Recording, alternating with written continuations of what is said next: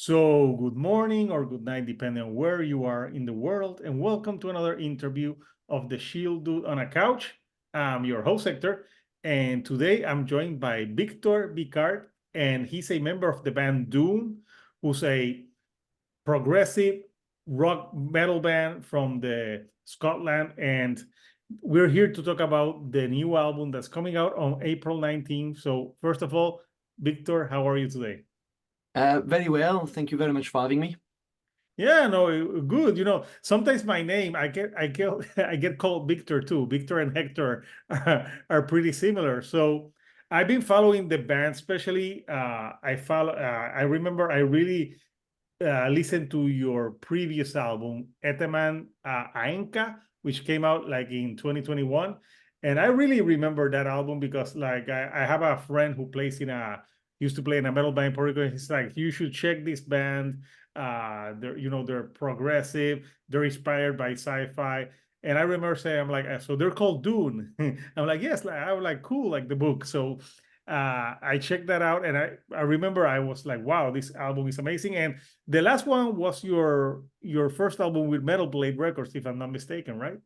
Yeah, that's correct. Yes. Yeah. So the new album that's coming out on April the 19th, it's called Voidkind. And I was reading all about you talking about the album and that you get inspirations from many things, but especially there's a book that really inspired you by Dan Simmons, Hyperion. I never read that book. I think I read some of his later books, but I know that's a book that's really, a lot of people talk about it.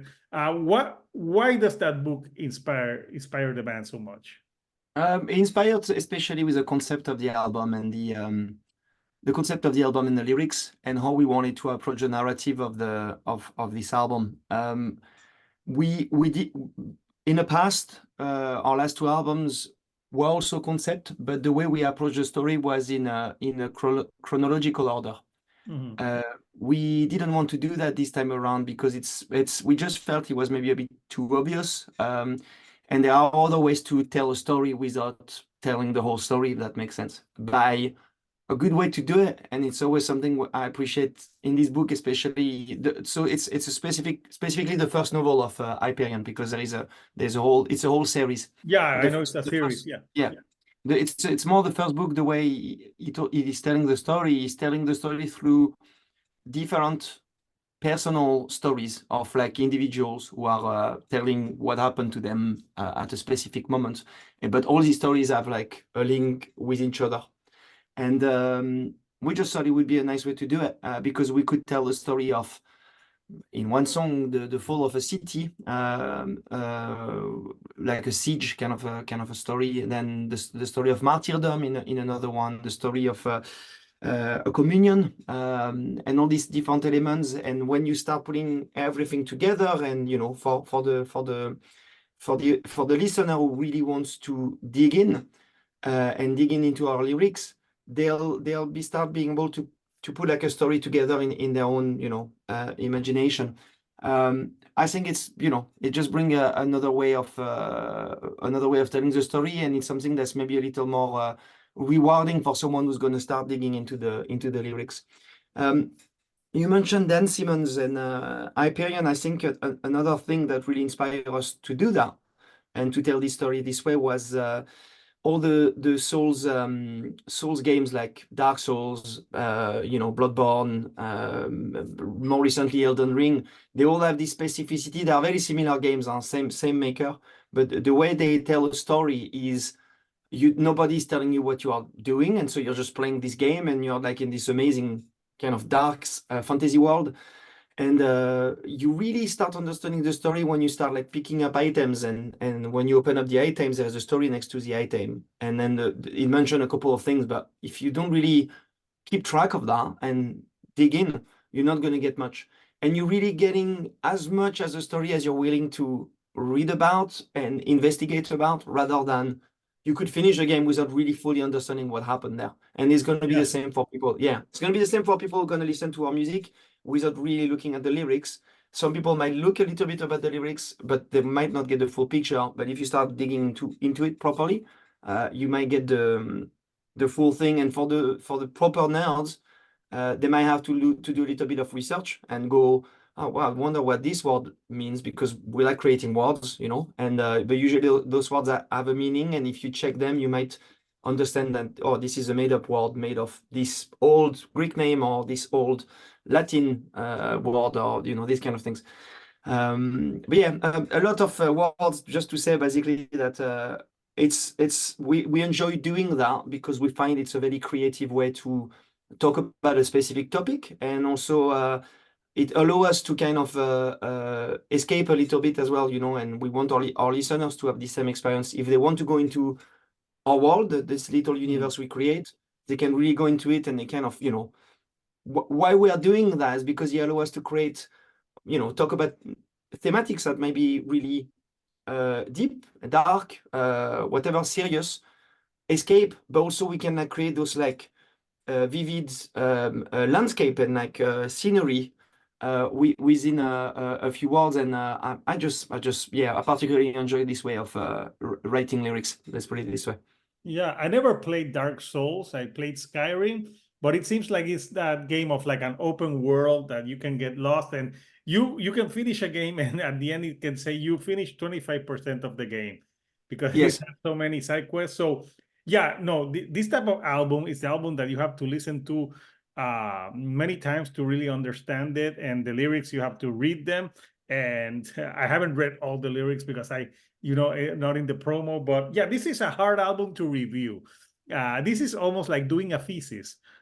I think yeah, that's maybe a bit over the top, but yeah, I still think, and maybe it's more because we are used to this kind of music, but I still think that it's quite accessible, but you will be rewarded if you listen to the track a few times. It's kind of one of this album, like most of my favorite albums are not albums that you necessarily immediately understand. They are more like you like them, you're like, oh, this is kind of cool. First listen, second listen, you're like, okay, right, I'm starting really liking it. And then you probably end up having like 10 listen out of them, even more, much many more than that. And you keep on finding new things, and you hear new elements, and you're like, and then the songs start taking a whole other meaning. So yeah, in that way, it's a grower. I still think it's quite accessible. I don't think it's like no, it is very. like I think you can listen to the album and enjoy the music without reading the lyrics. But if you want to do a deep dive of the lyrics, which I have, by the way, and sometimes with this type of albums, I have the lyrics and I read them, and sometimes I don't understand them fully. But sometimes lyrics are meant to be interpreted that way. Yes, I would agree with that. I think there's an element where you leave room for the listeners to make their own interpretation of the story. Yeah, for example, the first song and single that you released, Pleroma, it's like a 6-minute song, but the lyrics are, they're not it's not like a whole lot of, there's lyrics in there. For example, you talk about generations journey, reach the hallowed end, suspended water, plasma of the sacrament, the black key of the veil, the black path of water bridges transcendency. So I'm reading that, and it sounds like it's a ritual of some kind. Yeah, that's correct. Yeah, it's a song about really what we are talking about in this album is about this religion that becomes a civilization, and like the pinnacle of an organized religion society. So I think you would call that a theocracy. And it's about these people who've been going through thousand and like multi-generational pilgrimages to find this water, this black water, and it's the first time they discovered this water, and it's a consumption of this water, and what the consumption of this water means to them. So yes, it's a religious ceremony act, thing. And I saw the On. music video, Yeah. which Yes, which I think you directed, right? Yeah, it's a funny word to say that. I've came up with like the concept, which is following the story. So it wasn't like the most complicated thing, and I got the help obviously with of all the boys in a band, especially Dan and Dan, who edited the video, the second vocalist on this album, and Alex, who also plays bass with us when Alan is not available. So those guys were very much involved. And more importantly, my friend Just Aurel Messonnier, who is a filmmaker. I wouldn't call him a filmmaker. He's more of a camera slash. Yeah, I don't remember the technical term, but he worked on much bigger project than us, because he worked on things like you know Wes Anderson? Yes. Yes, so he worked on his last two movies. He was the second director of the second crew. So there's two crews on this movie, and he was like the main camera technical guy. So he's very like how would you say that, overqualified to do a music video with us. But I've known him since we were kids. So and we're very very close friends. So he was like, I just call him. I was like, you're not too busy with Hollywood stuff, and he says, no, of course, and he just shows up. Yeah, no, and And the does this, video, really, the huh? video looks good, and it goes, you Yeah. know, you have like three people with the hooded and the mask, and they're walking, and you have like different colors. Where did you film that music video for Pleroma? It's all it was all done in Scotland, in Edinburgh, and there is like a couple of like really the people who live in Scotland and in Edinburgh, they might recognize them. Especially the opening and closing scene is a place called Crumman Island, which is absolutely stunning. It's interesting. It's the first time we do a music video in Edinburgh, and yeah, it's man, Scotland is absolutely beautiful, especially when the weather is nice, which happens more than people think. And but yeah, like we just took the full advantage of where we were staying. Another spot we used is actually just near the studio we recorded the album. So we just really wanted to do something close to where we actually recorded the album, because we recorded the album in a tower near just a little bit outside Edinburgh, near a forest. And so we shot a lot of the footage there as well. Yeah, no, and the music video, you know, it's really cool, and you know, it looks like it looks like very high tech, but I think you're using like practical effects, you know. Yeah. Yeah, not to go over budget, you know, because music videos used to be so expensive. So, and I really like the blends of the colors, because you feel like you are in another planet. Yeah, that was the goal. Yes, just to Yeah. give like this vibe of yeah, this vibe of being somewhere else. But there is like you talk about practical effect. Weirdly enough, from time to time there are. I think I prefer practical effect in movies most of Me the time. too. Also, yeah, Me they look much better. They age better too, but they're not necessarily cheaper. I think you just have to be. It's a better creative way to Very creative way, portray yeah. something. Yeah. Yeah, that's the way. That's what I would say. Like very Yeah. creative. Like when you like, for example, with the Star Wars movies, I prefer the old ones and the effects than now what they do. Like, and you know, everything's so much CGI. I liked it when like, I think the practical, like older effects do age better, because you just, you know, the CGI looks fake as as hell. Yeah. Yeah. Yeah. So yeah, that song, it's almost at the end of the album. Pleroma is the 9th track, so it's almost at the end. So it's a very important part, like in the story, because it's like the part where the believers like just like give themselves to this God. Because I was reading that the story, it's like a God of dreams, right? Well, yes and no. It's more like a god from another dimension. And we say God, they perceive that they think this entity is a god, but is it, or is it just a being that just contact them through dreams, and they see that being as a god figure, you know, like a lot of yeah, they see it as a god figure, but they get contacted by some kind of messenger. It's like a feminine figure. That's in Eleonora.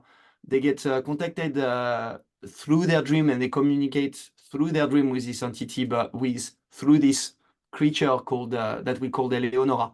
It's like some kind of seductive entity. But yeah, that's kind of how the religion really starts. It's through this messenger communicating with these people, and then these people starting a religion around it, really.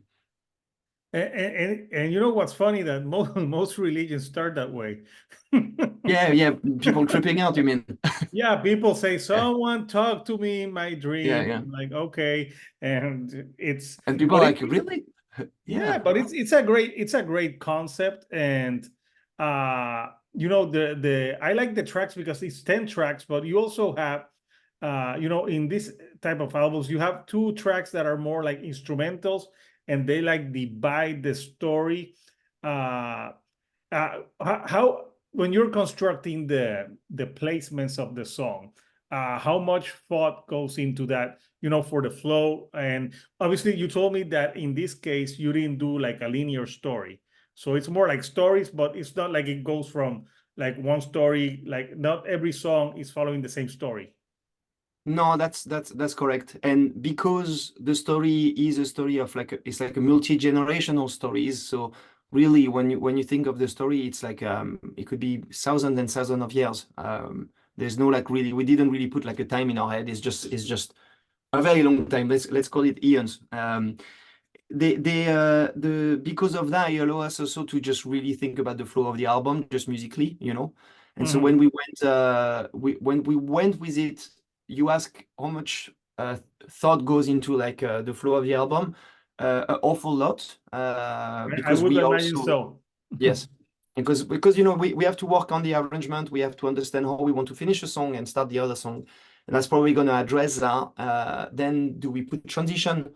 Do we give a bit of a rest to the listeners? These kind of things. And one other things we kind of wanted to keep in mind versus our previous album is Etemen Ænka is a bit more. It's the same length. They are both the same length, but Etemen is a bit more spaced out. It's a little less. Not even track, but it's a little less in your face, and I think it gives a bit more time for the listener to take their time and listening to this album, which is cool. I also think some people, or me personally, sometimes I felt some of the transitions were maybe a bit too indulgent and a bit too long. Here we wanted to keep things happening a bit more, so we thought about that when we were working on the transitions and stuff like that, and sometimes the song itself we just do that on its own. You mentioned Pleroma. The way Pleroma starts is gives time to the listener to transition from the previous track to the next one. So Yeah. yeah, yeah. And the previous track is the second single, Abode of the Perfect Soul. And that's a longer track, like 7:29. And I thought that one was really interesting because that one really goes through like peaks and valleys of like it gets heavy, it gets less heavy. So it's a really interesting song. And reading the lyrics a little bit, it sounds like it's a song about like uh, I'm trying to under because you talk about like ancient bronze age and different like symbolism. Is that like uh like a boat of the perfect story? Is it like these people who have this religion? Is it like what they're like? Are they like building like in the ancient times they build to represent the gods? They build like statues and stuff. Is that what that song is referring to? Not quite. In fact, if you are looking at it, it would be kind of chronologically, it would be the follow-up of Pleroma. So in Pleroma, they are like a couple of songs after that, but it's around that era. Pleroma, they find this liquid, this orb of liquid, this ball. They consume it and they start seeing the world differently. And because of it, they start seeing the world as like the veil of the dimension, and they are able to start seeing, right, we might be able to go through that to reach the ultimate communion and what they have been searching for, really. The Holy Grail, let's call it. And they are actually doing that in Abode of the Perfect Soul. So Abode of the Perfect Soul, you see the cover of the album? Yeah, I'm Yeah. gonna show the cover of the album.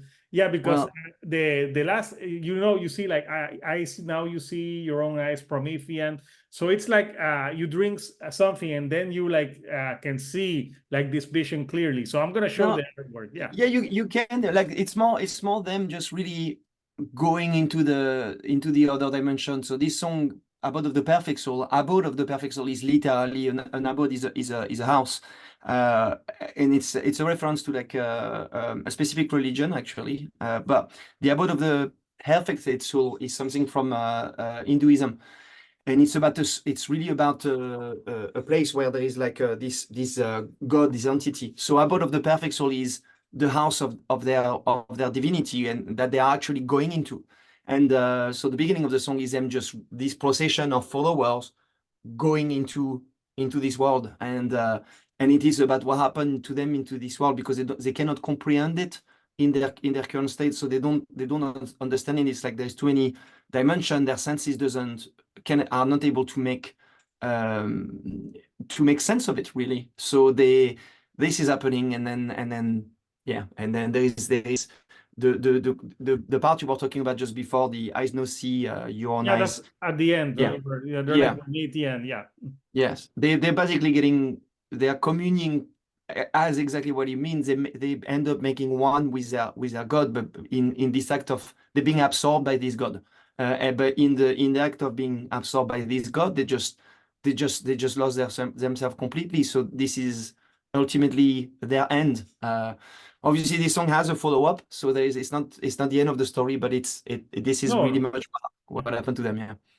Yeah, that's one day. Yeah, and it's very interesting because there's been so many cults that in different parts of the world that they say like the comet is going to kill everyone. Everyone has to commit mass suicide. So yeah, a lot of people have done like crazy things based on religion from the start. So it's I'm glad I get here to talk about the lyrics, because I'm like, these are not, these are lyrics that you have like really have to read them through.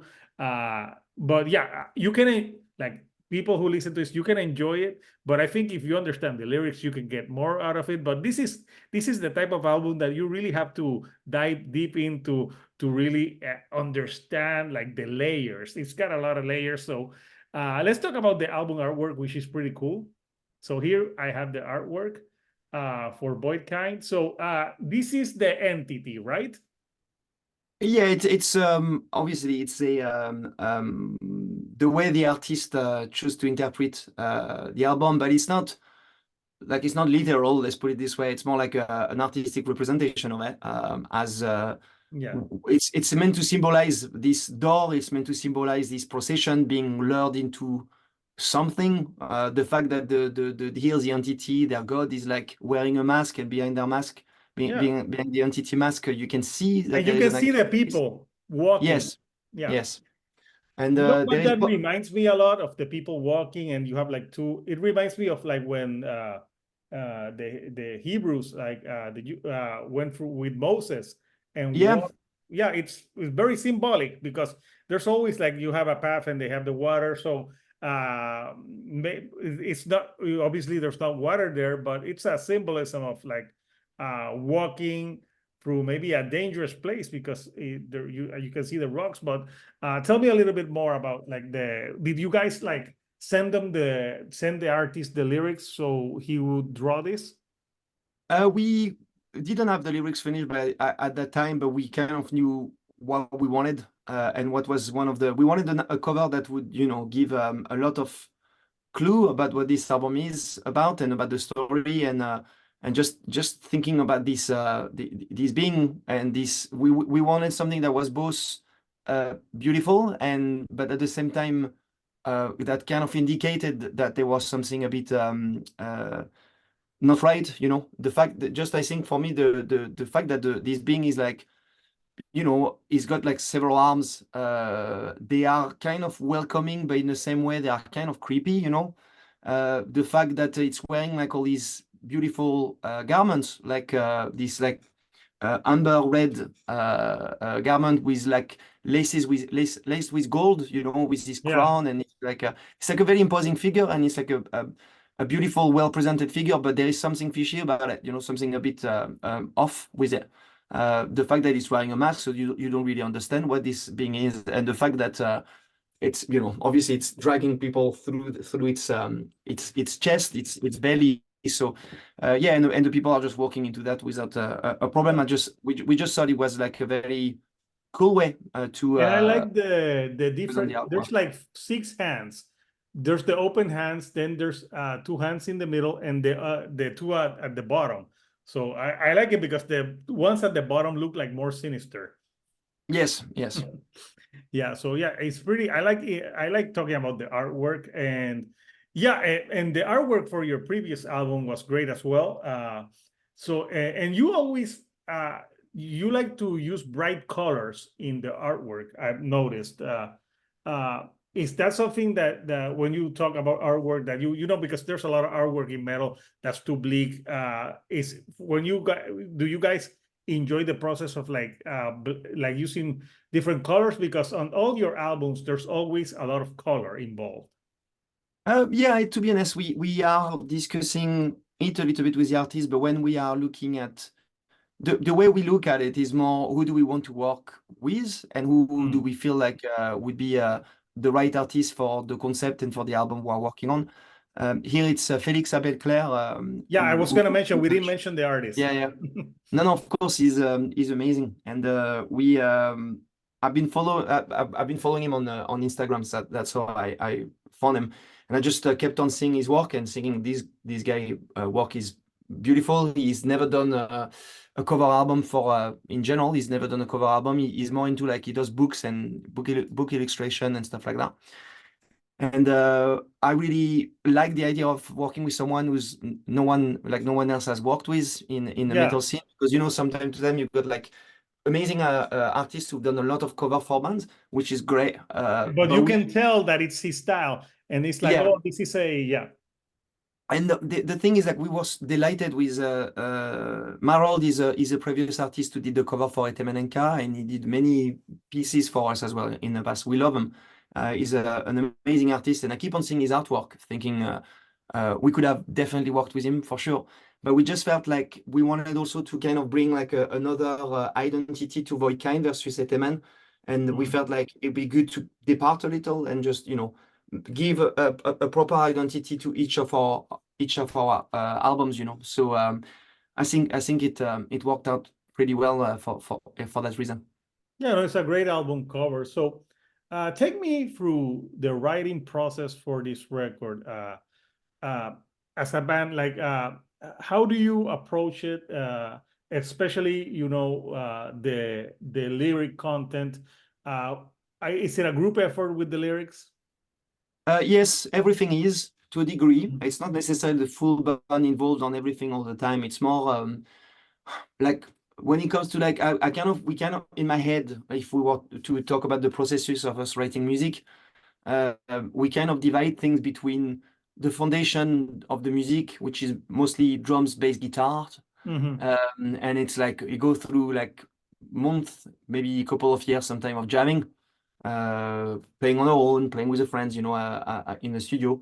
And this is mostly Dudley, Alan, and I on that. Actually, on this album, the guitars, bass were written by Alan and me, and the foundation, like the structures of the songs, were written by Dudley, Alan, and me. And then when we move on, it's a good way for us because we bounce ideas on each other a lot, at each other, and sometimes someone might have like a song that's more complete. Sometimes Alan has those. I'm less like that. I'm more like I like being with Dudley or with Alan and all the three of us and just kind of, hey, here I've got a couple of riffs. I'm thinking about this, and then Dudley, I can see if Dudley's excited about it, and then he's going to start writing something. We're going to start writing together, and we're going to jam, record some bit of the jam, and kind of like find the little gold nuggets within it, like whatever is interesting, and then we refine, we keep jamming until we've got a structure of the song. And then that kind of takes us to the second stage of things. We start having like a rough demos, the tracks we like. They might, like on this album there were 14 tracks. We kept only 9 to 10. I can't remember exactly how many. There's 10. Well, if 10. There's the 2 that are like interludes. So it's so I think really we kept 8. Eight songs and the 2 interludes, which basically serve as a like a introduction to the next part, and it gives a little breather. But you also did that on your previous album. You had a few tracks that led into each other, and I think that in progressive metal, that's good because I think I don't know why, but like if it goes like hard all the way, I think the listener needs like a moment to breathe Yeah. to get like to the second. Also, it creates a bit of a cinematic vibe to Yeah. it, and it helps with the ambience, it helps with transitions. And if you are trying to make like a concept album, you want something that flows, so it might help really well with the flow of the album, you know. Yeah, like a score for a movie, like Yeah. where you have like there's a fight scene and then there's like the crescendo of the music and then you have like where the music is calmer. So I think that worked with concept albums because I like the word you use cinematic. So this sounds like it could like your music could be in a sci-fi movie. Like you could Yeah. like yeah, since you're sci-fi Yeah, fan yeah, but we'd love to do yourself. scoring for like like for something at some point, video games or whatever, like movies or anything. I think would be quite good at it. I would Maybe love to the do it, next but it's Maybe the next sure. Dune movie. He's working with what's his name? Hans Zimmer. He's been Yes, working on. I know. Yeah. But You can email him like forget Hans Zimmer. Sure, he's got Oscars, but we are named after the movie. yes, After after the the book. book. After the Yeah. book, yes. Yes. I have that book, but I must confess that I never finished reading it because it's not an easy read.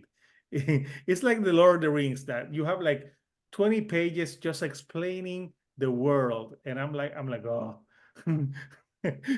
it's To, it's not an easy read, but it's a to go great. back to your Yeah. question, you asked me a question about the lyrics and kind of the process. Mhm. Just to finish on that, the thing with the lyrics of the music, the concept is kind of written as we start hearing a few first like demos and like first structures of the songs. And usually what we end up doing is we start knowing what the story is going to be about, and we start understanding what the different moments of the story is going to be about. But what we do is when we recorded this album, we recorded drums, guitars, and bass, and then we gave ourselves like 6 weeks to finish to work on the lyrics, works on the like finalize the lyrics, work on the vocals, and do the synths as well. And so we kind of did that with Dan and Max for the vocals, and Max and I for the synths part, and then Dan, a bit of Max and me on the vocals, and we kind of like find some ideas, find some melodies. We know what we want the songs to be about, um, based on what we've heard as well. So it allows us to kind of go, okay, here's the music, here's kind of how we are seeing it. What does this song evoke, and what part of the album of the concept is going to work with that. And because that's happening, we kind of also sometimes adjust and make some arrangement on the music based on the concept or the story of the specific song. It's very much the case with there's a song called Sarmate, and Oh really yeah, it's a two-part that song. follows one Yeah. of the interludes. Yes, and the interlude they're actually the same song.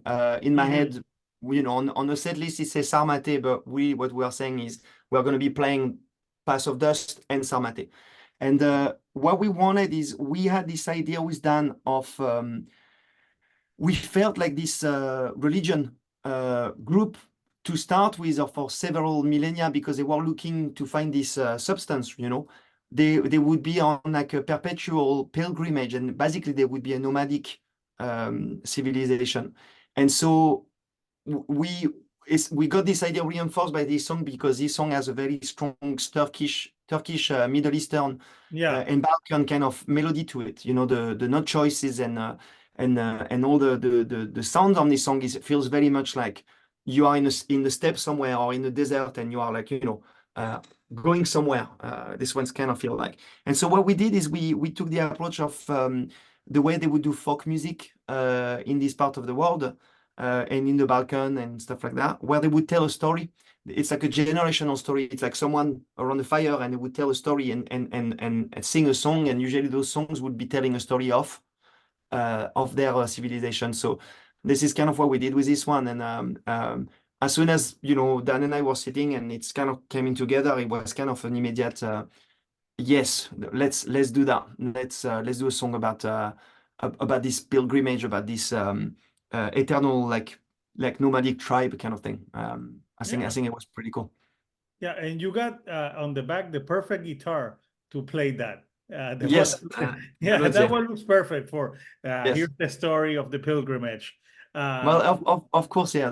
But to be honest, man, like I've got I'll show you that, but Oh no, that's my guitar. My guitars are 9 strings, oof, and they yeah. are like the strings are doubled.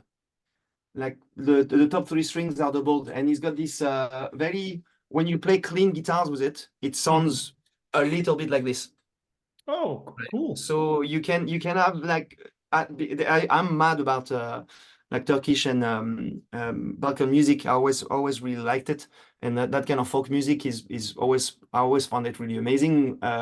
So those guitars, they kind of like I'm able sometimes to go into that territory, and with open tunings, especially when you start opening tuning on your instruments, you get into this kind of vibe, and I think that song really got that vibe.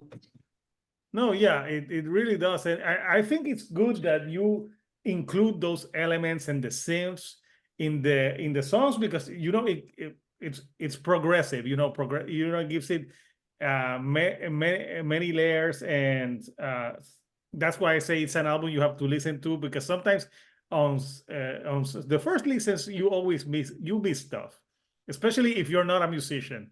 Yes. I'm not a musician, I'm a music fan, so sometimes you can miss details. So this is that I'm like, yeah, I have to listen to it, and I put the headphones on uh, to listen to it, and I read lyrics, and I'm trying to understand them, but there are lyrics that I think that are meant to, like it can mean something different to everyone else. So on this album for you, like, was there like a song for the band that well that was more like the song that maybe for this album was the one that gave you more trouble, like yeah, this song, like it was the hardest to create on this record because there's complicated songs on here, so was there one in particular that was the hardest one to create? Yeah, there's two of them. They maybe one of them was easy to start with, but it was a nightmare to finish it. So I can say there's been an easy song on this album because of our process again, just the way we write music. Because we have to go through many stages of us jamming, and it's really us, because we jam for so long, we refine as we go, and there's an element of committee on in the band, like everyone kind of has a say, even the people who don't write the music to start with. So like Dan and Max didn't necessarily write guitars or bass, but they Mhm. they they have a say in a process, which is, by the way, I've been thinking this is kind of cool. We never go like, oh, this is shit, I don't like it. It's more like this part I'm not quite sure, maybe you could try that, or this part goes maybe a bit too long, maybe we could try that. So there is this refinement of happening, and like us, because we jam, we refine the guitars, we refine the bass, and we find new things. Dudley on the drums is going to change, and he's going to keep on evolving, and the energy is going to change. So the songs are by definition a little hard sometimes to come to create. But the songs, I think there's there are 2 songs that have been particularly difficult to finalize or to finish the structure, especially one of them was Abode of the Perfect Soul, and the second one is a closing track, Abode of the closing track called Cobalt Sun Necropolis. They Yeah, that's a long both, track, almost 10 minutes. Yeah. yes, yes, they both are basically like when we were demoing things, they were tracks that used to be. We basically took some stuff of Cobalt Sun and put it in Abode of the Perfect Soul, and we took some stuff from Abode of the Perfect Soul and put it in the other one, because we had so many parts of songs that we weren't quite sure on how to make them fit together. And I remember kind of being like, I really don't know what we're gonna do with Abode of the Perfect Soul, and I don't know who had this idea of just. I think Dudley had this idea of like we knew we wanted to have like this. There's a big gap in the middle of Abode of the Perfect Soul, and then he switched into the Mhm. this big opening, and we just Oh yeah, didn't know it's how to got a great bridge. opening. Yeah, great riff. Yes, we didn't really know how to bridge from the previous part into this one, and because we didn't solve it in a rehearsal, so we kind of did that on the fly in the studio. And the weird enough, we had all this complicated transition, and the most simple one ended up staying, you know. And then same story with Cobblestone Necropolis. We didn't have an intro for that. We had this amazing, like, this riff I absolutely love at the end of the song, going like it's just one guitar doing that. And we didn't really know how to go from this like nice light kind of like beginning of the song into that. And yeah, we just worked out like guitars. It was just like this little intro that we then kind of bring back. There's a weird key change that just allow us to go from something that's kind of uplifting, like in terms of like how everything sounds, all the parts with like the triple harmonies and the very nice clean vocals. And we there's a switch in it that feels like a Neurosis dark switch, you know. And then the vocals start getting really heavy and like hectic, and then there's this big full-on Neurosis homage before switching to the end. And interestingly enough, as probably my favorite song, Cobblestone Necropolis. And I also think it's probably the most original song we've written, the one that's probably the most us, and the one that I feel like stand out for me as I'm very, very proud of this song, Cobblestone Necropolis, but hard song to make. However. Yeah, no. Yeah. Oh, I don't think any songs here. I'm not a musician, but it doesn't sound like it's easy. So you welcome Maxime Keller on keyboards as a for this one. How was the addition of Maxime like help this define the sound of tune? So we already had scenes on Etemen. And Yes. I wrote the synths at the time on the last album. And so what needed to happen was we need to have like a synth player to join us on tour. And then if we were happy with that person, we would be able to then consider, right, we're gonna get them involved in the process of writing music with us. But so what happened is we had like a couple of synth players that came in and out after Etemen. And then Maxime sticked, you know, really because first we really we love him. He's a great guy, and on top of that, he really understands the vibe of the band, and also he's also a very good singer. So we talk about the scenes, but really a part that is equally important, maybe one of the most important thing, is the first stuff people hear is vocals, and we enjoy doing a bit of vocal harmonies, dual harmonies, back and forth and stuff like that.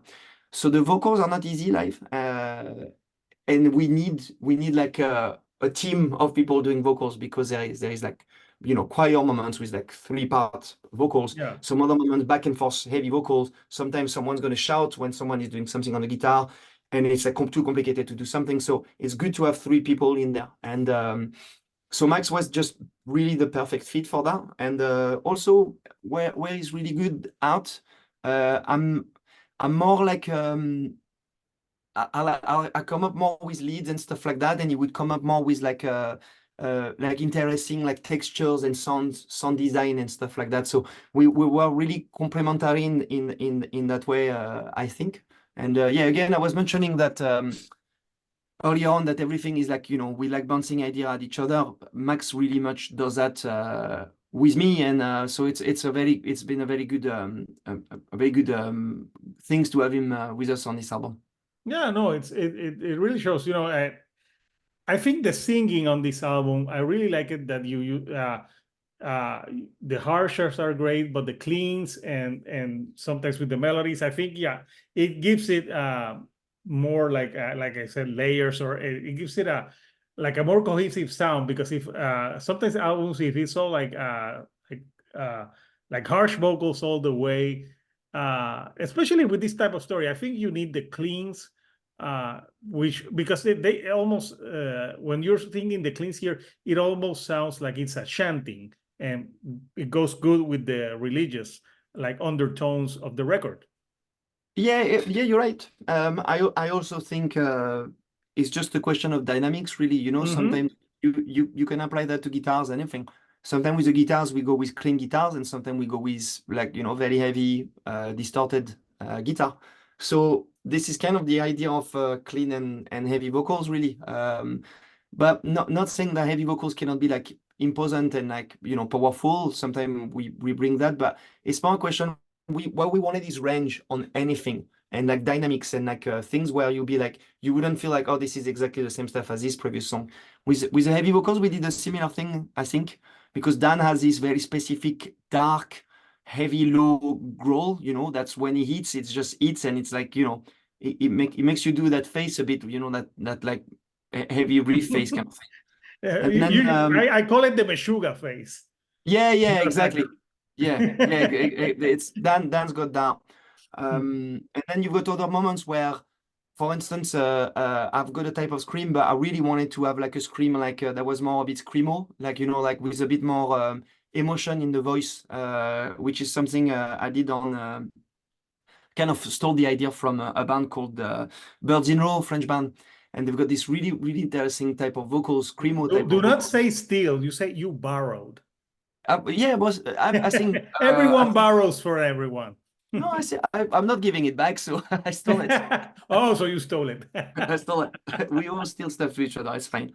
But these bands called Birds in Row, and they've got this really nice, with tons of emotion, kind of screamo vocals, and I really wanted to try that on a song, and it's at the end of the song called Reliquary. So then same story. Max has different type of vocals. He's got a couple of moments where it's just him doing scream. And the same, it's just all of these variations of vocals. It brings different emotions, I think. And I think it helps with like an album that is trying to tell a story, you know? Yeah, no, it does help. So the album title, I like it. When you coming up with album titles, because Voidkind, it's really like catchy in a way. Like, what does Voidkind mean to you? Because it since with the undertones of religion, so like when something's void, it's like null, it's finished. So what does the album title mean to you? Well, I think void is interesting as just a concept. Void is at the same time as being nothing, it's everything. If you think about space in general, you know, they are looking for like this matter, this dark matter. In space, they're doing all these particle accelerator to understand what, and they have this whole theory about a dark matter. The dark matter would be like a matter that has like I think I'm not sure, maybe I'm butchering that for any physicist to listen to that, but it's got this idea of like matter that has negative energy, negative mass, which is not meant to be possible or something like that. This is kind of there, but it would also, from what they are thinking, it would be something that kind of keep everything together really in space. So it's like the void. For me, what I like about this concept of void is it's got this kind of both something that's everywhere, but at the same time that is not perceptible and not something you can really comprehend with our senses. Nearly like something that's part of other dimensions and stuff like that, you know. Yeah. And so like gravity, you know, it's there. Yes, though you can't see it. But you can feel it though. You can well yes, because we're not floating around. Exactly. You can feel it with weight and stuff like that. So different story, I think, with the concept of void and dark matter. So with Voidkind, Dan came up with a word. Voidkind, you've got just those people, really, that's what we mean by that. Those people who are from the void, who are from like another place, or who are just living in the void, really. That's kind of what we have. And that kind of applies to these followers that are heading for this entity. It applies to this entity that lives somewhere, that is some kind of void or in another dimension. And it certainly applies to what these followers end up becoming when they merge with this entity, because they have like offsprings that are like some kind of hybrids being that are able to travel between the two dimensions, and then they basically devour a whole universe, making it completely empty. So there is this whole thing of this idea of like you know, black holes. It's a whole consuming thing, but at the same time it's completely empty, you know, in not empty, but you know, like just it's got this, you don't see it, it's like it's very interesting. Anyway, this is kind of what Voidkind evoke to us. Yeah, it's interesting, and your album has a more fucked up story than most Marvel movies. So, That's like, not complicated. yeah, no, anyone can do something like more interesting than that. So yeah, I like the concept of the story, and yeah, this is an album that I would recommend to people. If you like progressive metal, especially like concept albums, this is an album that you need to listen to. And it's an album that you need to. This is not a casual listen. You can't like put this and go like do laundry. Like, like you Oh, need I to. don't know. Yeah, you I can do laundry to it, but if you yeah. want to immerse yourself in the story, it's like the headphone album that you read the lyrics. I know not everyone reads the lyric nowadays, but yeah, it's got that concept. So the album's coming out on April the 19th through Metal Blade Records. So uh once the album is out, like are there plans for tours, and especially the summer is near? Are you guys going on like summer festivals? Yeah, we are about to do. We started to in less than 2 weeks. We're starting with the UK, and we're gonna go all over Europe. For like we've got 33 shows basically. So it's a lot of concert, and then after that, we are gonna have like festivals over the summer, and we've got other plans for touring in during the fall, so during like September, October, November kind of time. So yeah, a lot of concerts, and we absolutely cannot wait to do it. It's gonna be great fun.